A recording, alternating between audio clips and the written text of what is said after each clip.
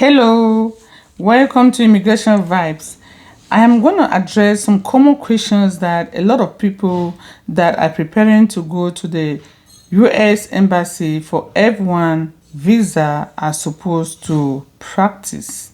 So, if you are one of those that are preparing for the F1 student visa at the US Embassy anywhere in the world, be ready to answer the following questions. So, you will be asked, what are you going to study in the United States? Even though you know that you put the question on the application form, so the interviewer will want to know from your mouth what program you're going to study. So depending on how you say it, they're going to know how well prepared you are.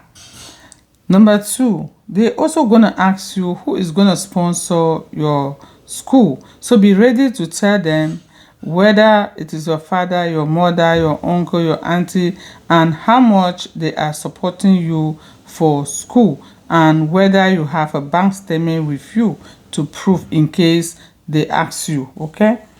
Then you should also be ready to tell them exactly what you are currently doing by the time you are applying for the US student visa.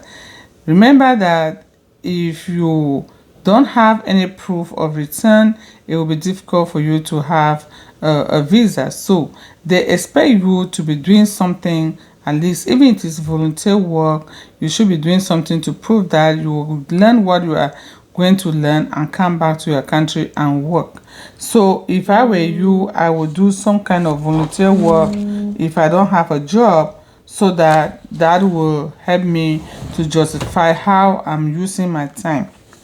Also, they would like to know your future plans, because if you are going to study in the United States and pay that kind of big money, they want to know how that big money is going to come back, okay? So do you have plans of using the degree that you are spending this such money to go to school? So share your ideas with them, and if you don't have any, start thinking about it.